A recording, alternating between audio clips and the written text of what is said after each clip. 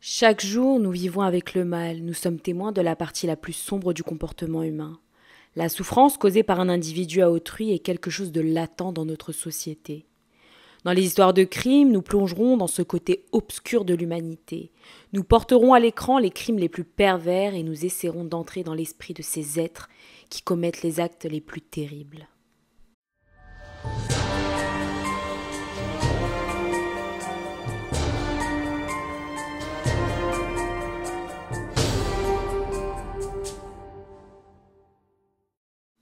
Hola, j'espère que vous allez bien. Aujourd'hui, nous allons parler d'une affaire qui s'est déroulée en Argentine, la triste histoire de Maria Sirera. Si vous aimez mon contenu, n'oubliez pas de liker et de vous abonner pour être informé lorsque je publierai une nouvelle affaire. C'est parti pour l'histoire. Maria Laura Sirera avait 34 ans à l'époque des faits et vivait à Pilar, en Argentine. Elle était candidate pour devenir conseillère municipale et avocate pour la défense des consommateurs.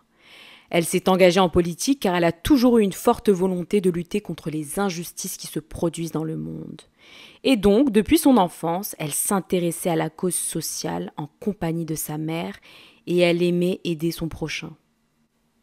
Elle avait 2 enfants, un âgé de 6 ans et un autre âgé de 8 ans, et elle était en procédure de divorce depuis 3 semaines avec son mari Matías Bernal, âgé de 37 ans. Elle était décrite comme une femme vaillante, indépendante et aimante, elle était très souriante, sociable et donc elle avait beaucoup d'amis. C'était une personne aimée de tous, c'était également une excellente mère, proche de ses enfants et très aimante. Son mari Mathias était un militant et conseiller scolaire. Personne ne connaît exactement la cause de leur divorce. D'après la famille, leur relation a toujours été normale. Maria ne se plaignait jamais concernant leur couple et lui non plus. Mais ils étaient en procédure de divorce et c'est Maria qui avait demandé le divorce à Mathias. Mais tout se passait de manière pacifique. Ils s'occupaient des enfants ensemble et vivaient sous le même toit pendant la procédure de divorce. Le 18 décembre 2019, Maria a ramené ses enfants pour passer la journée chez leurs grands-parents et ils avaient prévu que le jour suivant, les grands-parents ramèneraient les enfants à l'école. Et après l'école, ils les ramèneraient chez eux. Cependant, le jour suivant, les grands-parents se sont rendus au domicile familial avec les enfants. Ils tapaient à la porte et appelaient, mais ni Maria ni Mathias n'ouvraient. Ils ont également tenté de les joindre à plusieurs reprises, mais personne ne répondait. Les grands-parents ont donc ramené les enfants chez eux et ont patienté toute la journée en attendant l'appel des parents. Mais cela ne s'est jamais produit. Le jour suivant, le 19 décembre, un frère de Mathias, qui était très préoccupé, a décidé de se rendre chez eux. Et il a réussi à pénétrer à l'intérieur et dans le salon, il est tombé sur une scène d'horreur. Il a trouvé le corps ensanglanté de Maria au sol.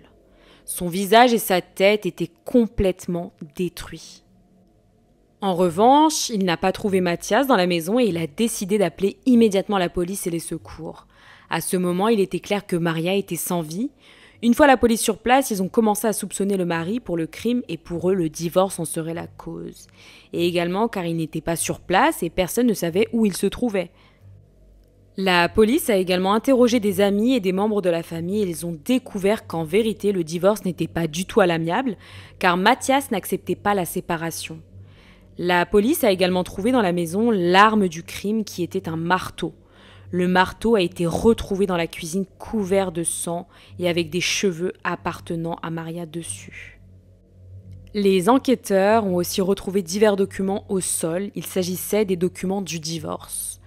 Pour la police, cela indiquait que le couple s'était disputé concernant le divorce. Mathias serait rentré dans une rage folle et aurait balancé tous les papiers au sol et il aurait ensuite pris le marteau et lui aurait asséné des coups, ce qui a mis fin à la vie de la pauvre Maria.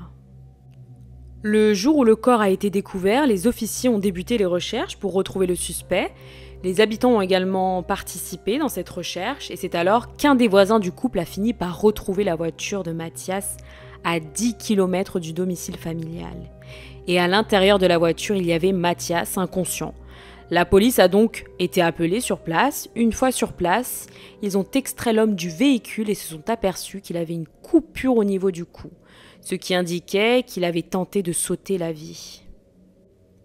Il a été emmené à l'hôpital, il était dans un état grave car il avait perdu beaucoup de sang, mais après quelques jours, il a fini par récupérer et s'est réveillé.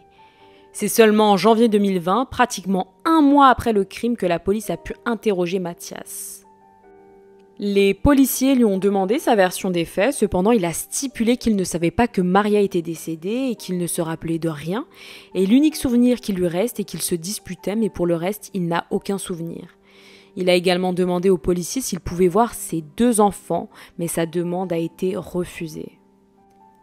À la suite de son réveil à l'hôpital, il est resté interné encore quelques semaines à l'hôpital car sa blessure était grave, mais les semaines passaient et il refusait de s'alimenter. Son corps s'affaiblissait de jour en jour, il a contracté une pneumonie et une infection. Le 16 janvier 2020, il a fini par décéder à la suite de cette infection, il a eu un accident vasculaire cérébral. Étant donné que Mathias était l'unique personne qui savait ce qui s'était réellement passé ce jour-là, la police a décidé de mettre fin à l'enquête en conservant la version initiale. Pour eux, le 18 décembre 2019, après avoir laissé les enfants chez leurs grands-parents, Maria est retournée chez elle pour récupérer ce qu'elle avait oublié. Ils croient en cette version car elle avait garé sa voiture devant la maison et elle avait laissé son portefeuille et son téléphone portable à l'intérieur du véhicule. Ce qui indique qu'elle devait revenir rapidement et qu'elle ne faisait que passer dans la maison. Cependant, lorsqu'elle est entrée dans la maison, Mathias a commencé à parler du divorce, en lui répétant qu'il ne voulait pas divorcer. Ça ne lui convenait pas et cela expliquerait pourquoi tous les documents concernant le divorce se trouvaient éparpillés au sol. Durant leur dispute, Mathias a commencé à entrer dans une rage incontrôlable. Il a pris le marteau et a frappé Maria à plusieurs reprises. D'après le médecin légiste, Maria a reçu 18 coups de marteau sur le visage et sur la tête, ce qui a complètement détruit son crâne. Elle a également reçu 28 coups de couteau au niveau du visage et de la tête. Cela indiquait que Mathias, le principal suspect, avait énormément de haine à l'égard de la victime au moment du crime. Après avoir commis l'acte odieux, il a réalisé qu'il avait commis l'irréparable. Il s'est senti coupable et a décidé de mettre fin à sa propre vie à l'intérieur de sa voiture, en se portant un coup de couteau dans le cou. La famille et les amis étaient complètement choqués suite au crime et à sa tentative de mettre fin à ses jours. Car d'après les proches, Mathias n'a jamais été une personne agressive, il n'a jamais été violent avec Maria ou avec n'importe qui d'autre. Ils ne comprenaient pas le geste et l'attitude de l'homme, mais ils sont convaincus que c'est lui le coupable, grâce aux preuves et le déroulé des faits. Et surtout le fait d'avoir tenté de sauter la vie. Après la mort de leurs parents, les 2 enfants du couple ont été confiés aux parents de Maria. Merci d'avoir regardé ma vidéo, n'hésitez pas à me dire ce que vous avez pensé de cette affaire en barre des commentaires. L'avez-vous trouvée intéressante? Connaissiez-vous cette terrible affaire?